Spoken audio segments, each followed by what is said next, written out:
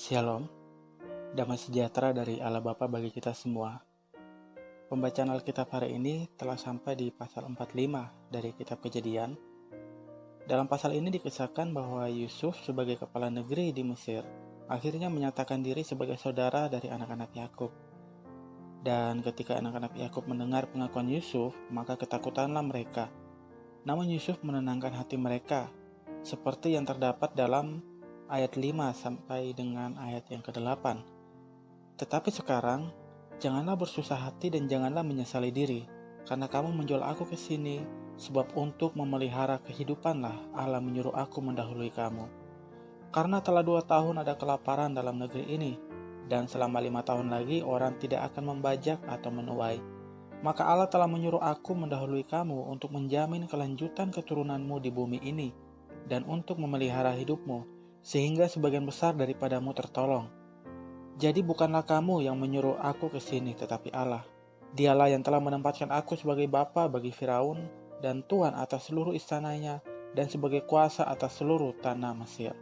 Kemudian Yusuf meminta saudara-saudaranya untuk pergi menjemput ayahnya di Kanaan untuk dibawa ke Mesir, ke daerah yang bernama Goshen. Saudara, dari kisah Yusuf ini dapat kita lihat bahwa hasil dari hidup dalam visi Tuhan adalah menjadi berkat bagi umat Tuhan. Sejak awal Yusuf mendapatkan visi dari Tuhan.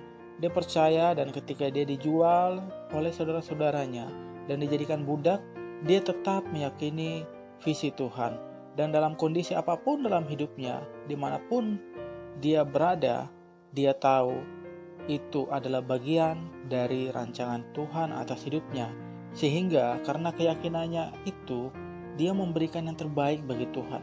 Yusuf bekerja dengan rajin dan berusaha semaksimal yang bisa dia lakukan.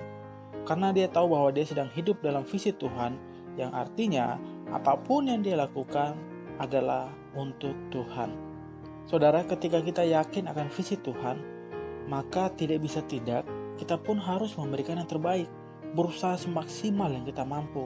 Karena kita tahu apapun yang sedang kita kerjakan adalah bagian dari visi Tuhan atas hidup kita. Artinya, apapun yang kita lakukan adalah untuk Tuhan. Firman Tuhan dalam Kolose 3 ayat 23, apapun yang kamu perbuat, perbuatlah dengan segenap hatimu, seperti untuk Tuhan dan bukan untuk manusia.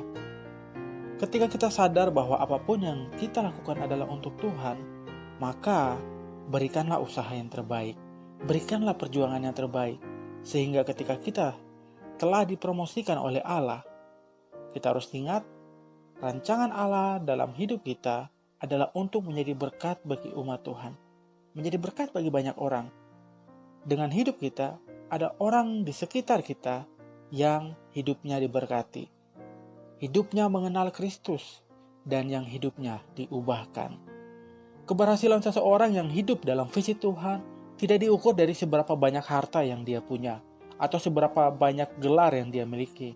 Namun, keberhasilan hidup seseorang yang hidup dalam visi Tuhan adalah apakah dia sudah menjadi berkat bagi orang lain, apakah dia sudah membawa orang lain mengenal Kristus, apakah dia sudah menjadi orang yang dipakai Tuhan untuk mengubahkan hidup orang lain.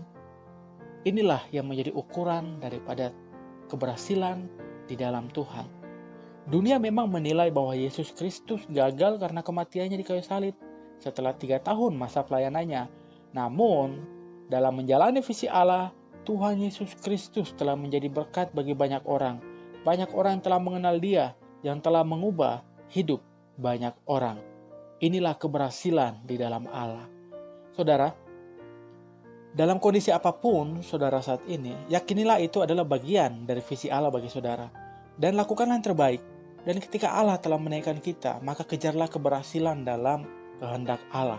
Kejarlah keberhasilan yang bersifat kekal, yaitu menjadi berkat bagi umat Tuhan, membawa orang lain mengenal Kristus, dan menjadi alat Tuhan untuk mengubahkan hidup orang lain. Terus berharap kepada Allah yang Maha Kuasa, tetap percaya kepada Allah yang hidup. Tuhan memberkati kita semua. Amin.